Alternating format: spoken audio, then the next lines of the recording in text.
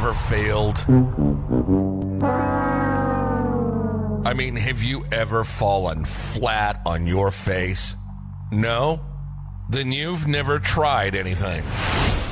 I failed 18 times just trying to pronounce Pablo Fonseca. Did I say that right? Fonseca? Anyway. This is the Big Fail Podcast. It's about business, but we focus on failure. We interview successful business leaders, and we talk to them about how they overcame, what they learned, and how it paved the way to their success. You have to embrace failure to take risks. The Big Fail, sponsored by 1-800-BIZ-BROKER. Here's your host, Pablo Fonseca. I got it right that time. Yes, you did. This is Pablo Fonseca with the Big Fail Podcast. Just want to remind everybody out there that's going after that goal, that wants to start their business. Don't let failure ever keep you from trying. Get out there and do it. Failure is going to teach you a lot more than success will, and eventually you'll get there. Today, I want to talk to one of my close friends. Actually, I've known Jeremy Leyva for a long time. I think Jeremy Leyva is one of the most positive people I know. How's it going, Jeremy? Good. How are you? I'm doing well. Jeremy Leyva, for everyone who doesn't know who Jeremy Leyva is, and I keep saying his name, it's such a cool name, Jeremy Leyva, right? You can't say he's the first without saying the last. Jeremy Leyva. That's right, Jeremy Leyva. Jeremy Leyva is the owner of Plan B Print, correct? And advertising. He's been doing print and advertising for how many years, Jeremy? Since 2008. Since you were like 15 years old, right? Yep, exactly. You're good at math. I'm very good at math. Yeah. And I wanted to bring you on the show because not only have I known you for a while now, and I know how much you help business owners and small business owners, I also know, like I said before, you really are one of the most positive people that I know, and I want to talk about that soon as well. But also, you're pretty involved with the community as well. You're like a pillar of this community now. You're like a big shot on the Chamber of Commerce. You are out there, getting things done, hitting the pavement, finding customers, making sure they're successful, and I'm just overall just impressed in what you're doing out there. Yeah, well, I appreciate that. Yes, I keep busy. You do. Jeremy, I want you to tell me, this is called, obviously this show's The Big Fail, but it's obviously about success. And we're start thinking about something we'll talk later about with something you stumbled on and maybe made you better at whatever you're doing now. But before we start into the business part, I want to go into, the younger Jeremy Leyva, how you grew up, your backstory. Okay. Well, I do have a backstory. Grew up in Muscoy. I don't know if any of you know where Muscoy is, but it is on the map. It's hard to find, but it's on the map of San Bernardino. And it's a poor area. I grew up poor. I did start as, I didn't know back then, entrepreneur, but I knew that I needed to hustle to make money. Right. I started washing cars. At the age of 14, I started working at Super Shop's warehouse, and I even lied about my age, saying I was 16 to get a worker's permit. What's Super Shop's warehouse? It was a warehouse of auto parts. They sold tires, and I used to run a forklift at the time, too. And you didn't have at the age of 14. 14? Yeah. I said I was 16 so I could get my worker's permit. And no one checked your driver's license? Hey, no. Wow. Yeah. That's awesome. That's how you hustle. So not even your age stopped you from getting what you wanted, right? No, not even that. I even bought my first car on my own, $600. It was a Ford Maverick, and I was 14 years old. Wait a minute. You bought a car when you were 14 years old? Of course, my mom bought it for me, but it was off of a friend, and it was under her name. But, yeah, 14 years old, I was driving to high school. You were driving around? Yeah. And did you have insurance? Should I even ask that question? I didn't even think about that. I just drove. Well, it's only $600, right? So, hopefully you didn't crash into anything else, but... No. That was good. Well, okay, so obviously you took risks, right? I took a lot of risks. I still take risks. As an entrepreneur, yeah, you do take risks. You have to, If you don't take risks, you're never going to succeed, right, at anything. Yep. Well, since you're already talking about being so risky already as a young kid, let's talk about something that you tried and maybe didn't succeed at, and then you learned and what you learned from that. Well, there's Well, there's a few things. I mean, how far do you want me to go back? I mean, I'm still failing, but the way I look at it, that's good. Yeah, if you're not failing, you're not trying. Absolutely. You know what I mean? It's this. You got to accept the failure. I'm either going to be successful or I'm going to learn a lesson from that. You know what I mean? And then you're going to keep going through it until you learn the lesson, and it just keep going. You know? I think you have the right attitude. Yeah. I want to talk about, and you brought over a very large postcard. Well, first of all, Plan B Print. Tell them what you do. Pretty much, you think it, we ink it. Repeat that one more time. You think it, we ink it. I like that. And again, we don't think it, we ink it. I mean, there's times people like send me stuff, and I print it, right? And it's like, I'm not happy with this or not happy with that. And I was like, wait a minute, you sent me that file. I just printed it. So I didn't think it. Right. Inked it. Okay. I like that, though. Yeah. Is that on a shirt or something? No, we should, huh? Actually, it is on a shirt. Oh, yeah, it is on the shirt. There you go. All right. But, awesome. Yeah, it's even on this cup, too. There you go. So you do promotional products? Promotional products. What is this postcard here? This is an EDDM campaign that we do. We do it in Redlands, Riverside. We're looking into the Rancho Cucamonga area. What I did is I combined multiple advertisers on one campaign, so it's more affordable. Right. Could you go back, explain what EDDM stands for and what it is? Every Door Direct Mail. Okay. This is through the post office. Okay. Yeah, so it's Every Door Direct Mail, and it's affordable way to advertise. It's 18 cents per home.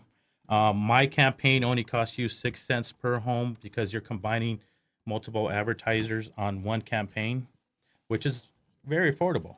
You know, it works for industries like restaurants, service industries, plumbers. You got your cleaners right here, carpet cleaner. Restaurants work really well for this. No, I can see that. So it's basically a postcard that gets delivered to an entire neighborhood, or you pick the geography, correct? Correct, and it's 5,000. Every campaign is 5,000 pieces. Costs you 6 cents per home. I don't know where else you could get a campaign where they're going to design, print, and deliver for only 6 cents per home. It's a great deal. And what kind of success rate do your advertisers have? It depends on the industry. Like for instance, Alec Ian Day Spa, they do really well with us. Mm-hmm. They tried there was a TV campaign and where they have monitors in different locations, and they didn't get any business. But actually, the first month they advertised with us, they got 3 new customers, which is good. Well, that's pretty neat. Yeah. So when you develop these campaigns for them, do you show them like the cost benefit? Like for example, this customer got 3 advertisers. 3 customers. Mm-hmm. I'm assuming that those 3 customers spend an equal amount of money or more so than what it costs them to advertise. And then maybe talk about the lifetime revenue of the client. Do you go into that stuff, or how do you go about selling the proposition to the potential advertiser? Yeah, I explain that to them. I mean, basically, one customer could lead to, like, if you do, my job is to get the customer there. It is your job to keep the customer or make the customer happy and have continued business with that customer. So, for instance, the day spa, they could have that customer come in, and one thing, they do a good job, they're going to go home and tell their family and friends. So right. it could be 4 times the amount in one household. Now, I really like that idea of postcards. I mean, we're obviously in the digital world here, Mm-hmm. but I do think that sometimes postcards stick out. Yeah. And if you can justify the return on investment, I think it's worth it. Yeah, I mean, I'm not against social media, but I stand out with my print. I've been guerrilla marketing for years, and I stick to print and advertising this way. I specialize in this way, and it's worked out. And one thing I do want to ask you to come out and mention that I do want to do a local restaurant one, just restaurants, and call it Taste of the Town. I would like to do restaurants in those areas that I am advertising now and do Taste of the Town, which is all restaurants in your area. That's a good idea. I think would you do a postcard or you do a booklet? I'm going to do a postcard. Eventually, if I get too many calls, then I'll do a booklet. Because one thing is, you have 12 or less advertisers that you have to work with. You have deadlines. Some people take forever to get back to you if they're approving their ad or not. So it takes some time, and I'm a small local business. I don't have many employees. I don't have a big overhead. That's why I keep my prices down as well. I brought up, and that's great. I like that you are local and you're for the local business here. You mentioned something, or I mentioned something about the booklet, and the reason I brought that up, I think, is because when I met you, you actually had a booklet, A franchise. a franchise of a mailing business, and I actually was back then when I started business brokering, and you were one of my first clients, I believe, one of the first dozen clients there, and I think I called you from Craigslist. I found you on Craigslist, no, advertising or something, or you found me. I think. All I remember is I think I got a call from you when I was at the gym, and I don't know why because I hardly went to the gym, as you can tell. But I remember that. I remember you called me, and I don't remember how we found each other. But anyways, the story is that we tried to sell your business, we sold it, but then the guy backed out. It's a crazy story in itself. Yeah, it is a crazy story, and I don't know if we want to go into that. We might not have time.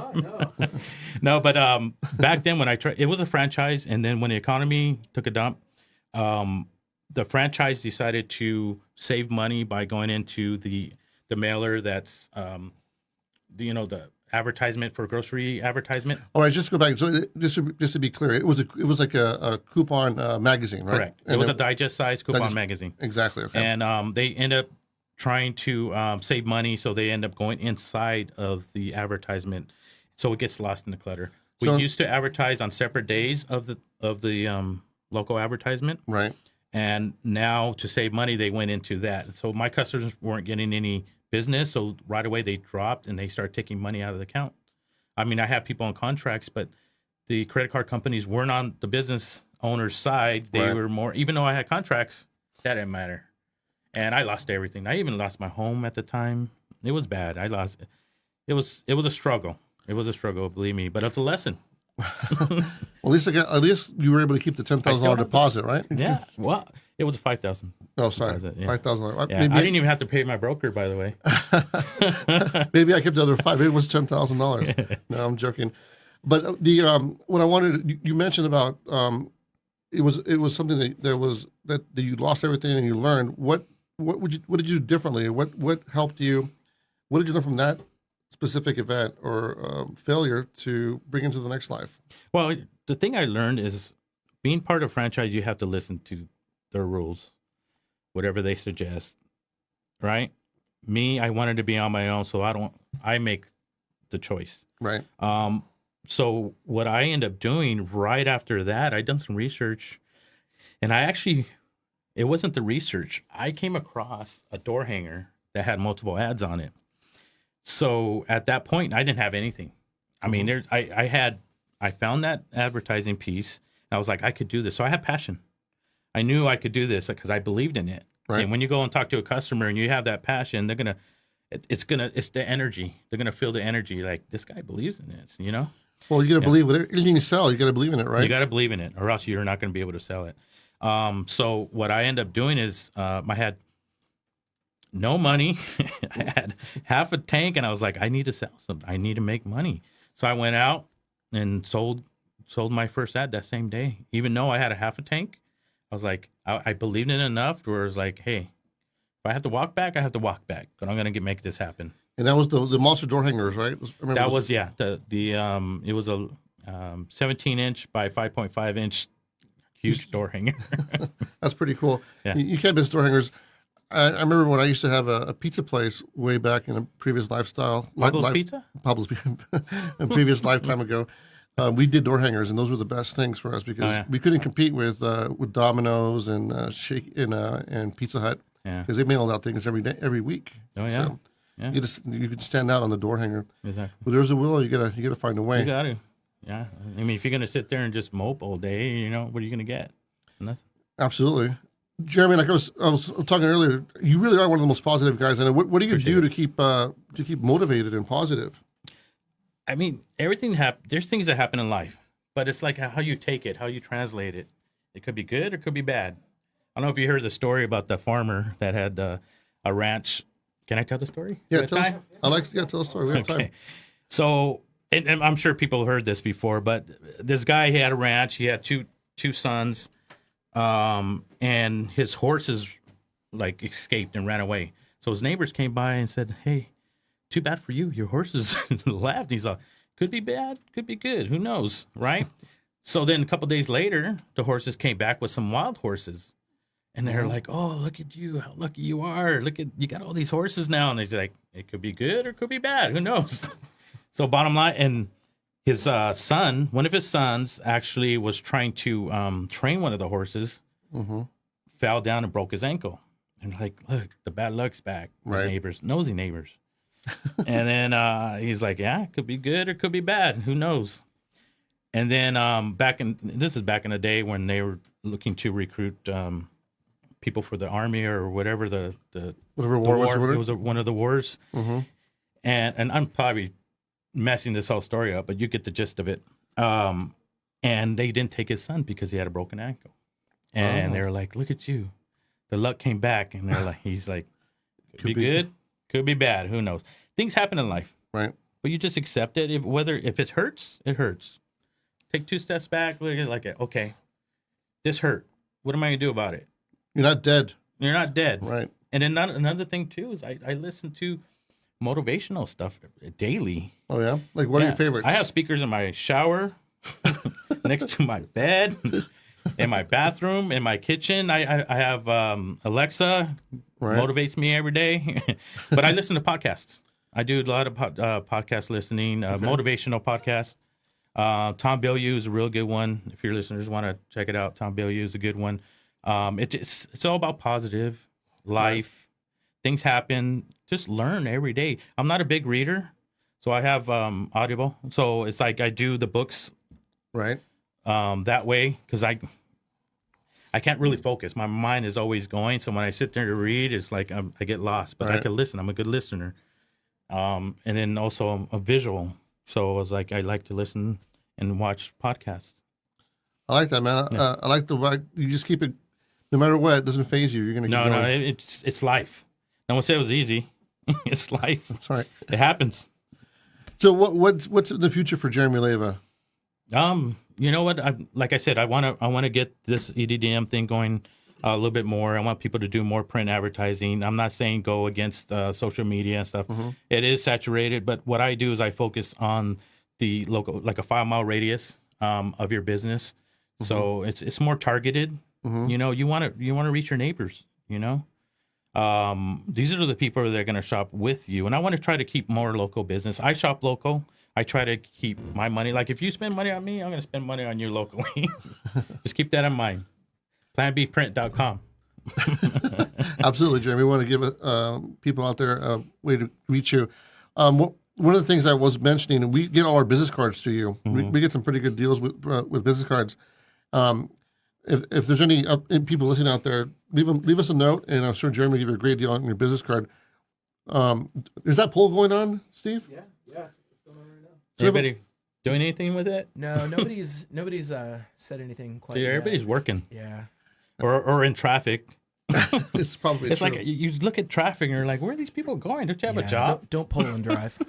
Don't you have a job? It's like, where are all these people going? And yeah, it's true because I go to lunch sometimes, and it's a late lunch, and it's like the parking lots are full still. Yeah. You know, so. Everywhere, there's too many people. But that's good. That's good for business. Though. Yeah, it is good for business. But I wish they were calling me. Keep it local. Actually, I have a question for you. What's the biggest piece of marketing material you've ever created? Oh, like size wise, like what's the most massive piece of marketing you've done? well, I don't know if you remember. Shoot, what was the company's name? There was a billboard company. They're not in business anymore. But I'm trying to think of the name.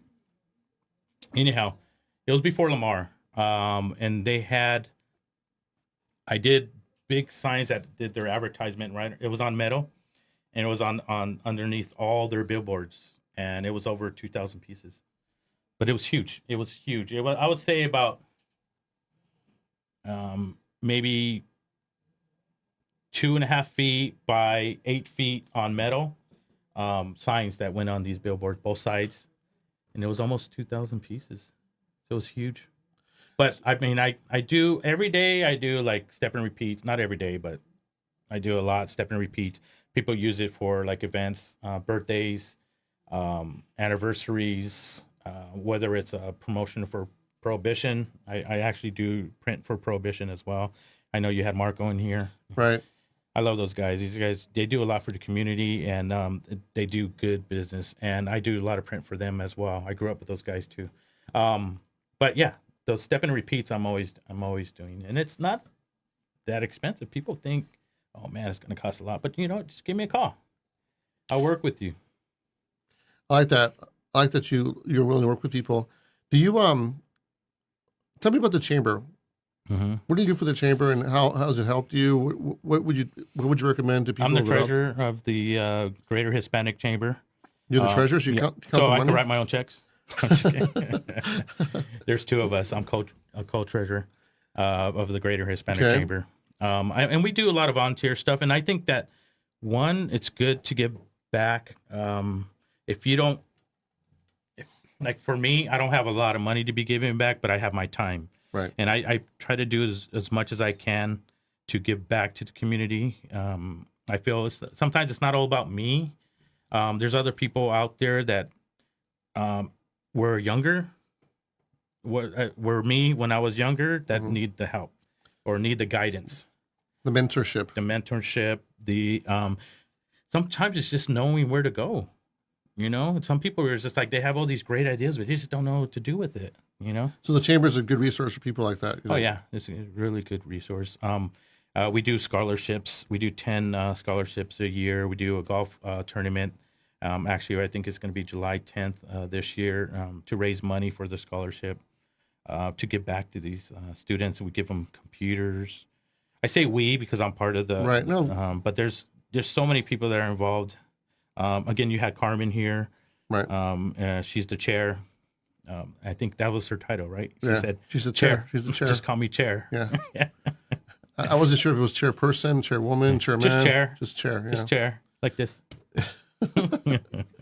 No, I mean, I haven't been involved in a lot of chambers, and I do want to be involved a lot more. I think I'm just going through my own, raising a 4-year-old right now, but I'm getting through the point now that he's more, he's going to school now, so I have more free time.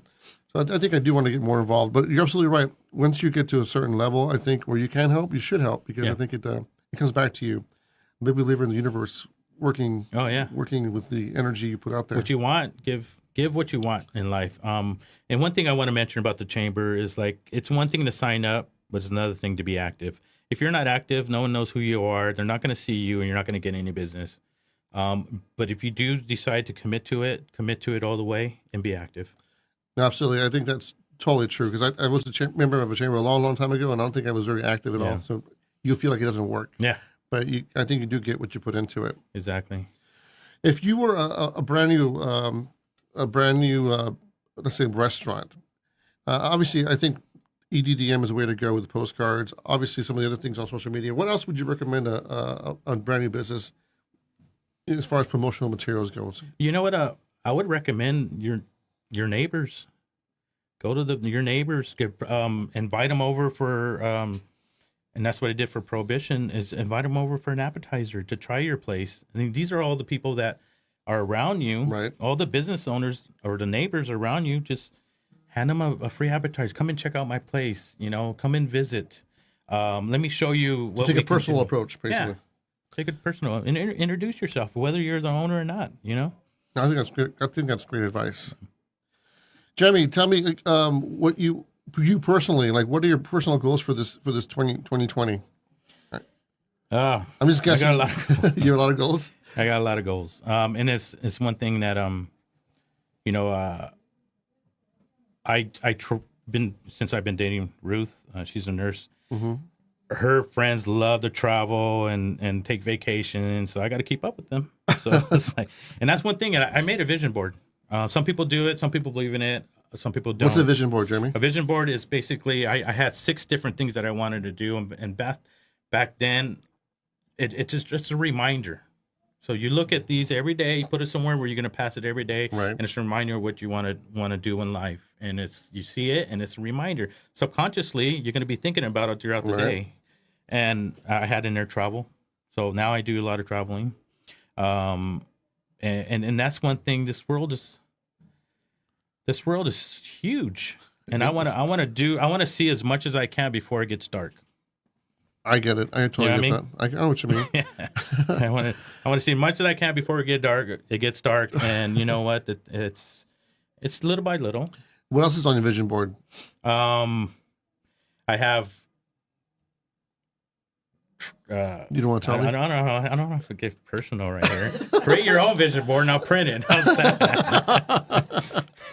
I have a few things, and most of the things I've gotten. Yeah. Most of the things. And you know what? If I could go back and recommend, like, you know how I listen to podcasts and every day and stuff like that.